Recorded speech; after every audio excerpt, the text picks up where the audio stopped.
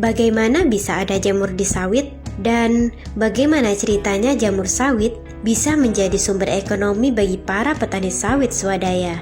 Mungkin Anda sudah tahu dan kenal baik jamur sawit, atau bahkan sudah mengkonsumsinya. Tapi mungkin karena sudah terbiasa, kita menjadi tidak terlalu perhatian terhadap jamur yang tumbuh subur di tandan kosong kelapa sawit ini. Padahal, bila diolah sedemikian rupa, maka jamur dari tandan kosong kelapa sawit ini bisa mendatangkan uang.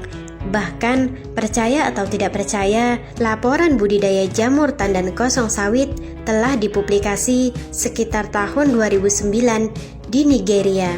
Dari berbagai sumber disebutkan ternyata jamur sawit bisa menjadi sumber kuliner, punya manfaat bagi kesehatan, serta mampu menghasilkan uang yang lumayan.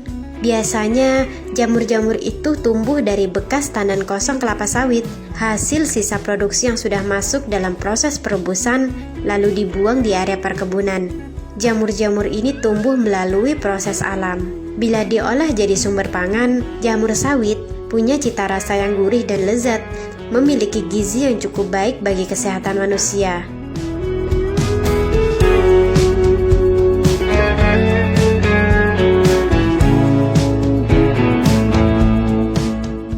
Jamur sawit juga mengandung vitamin B, C, dan D. Jamur sawit juga mengandung banyak asam amino yang baik bagi tubuh.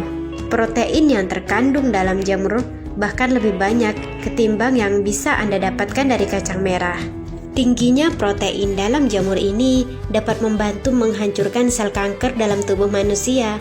Jamur sawit memiliki jumlah protein mentah lebih banyak dari jenis jamur lainnya.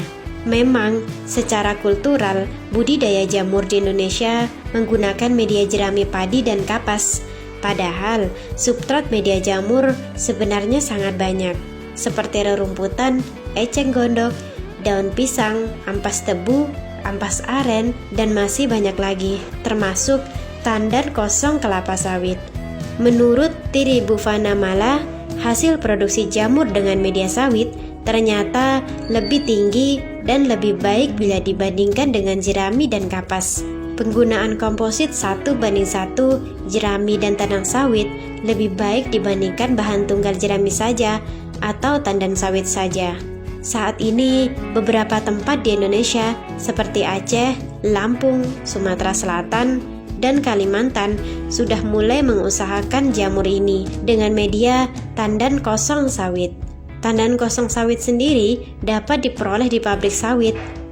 Setelah mendapatkan tandan kosongnya, biasanya dihamparkan terlebih dahulu selama 4 hari untuk memberi kesempatan jamur berwarna oranye tumbuh sehingga kadar minyak berkurang. Tapi tandan kosong yang dibiarkan lewat dari 20 hari hasilnya kurang baik. Proses berikutnya adalah pencucian atau perendaman tandan kosong untuk menghilangkan minyak yang tersisa atau direndam semalaman dalam bak. Setelah itu, tandan kosong ditumpuk dengan tinggi sekitar 1 meter dan tiap lapis tandan kosong harus ditambah kapur dan dedak. Ini merupakan bagian dari pengomposan yang dilakukan sekitar 8 hingga 14 hari. Pada hari keempat dan 8 dilakukan pembalikan tumpukan tandan kosong tadi.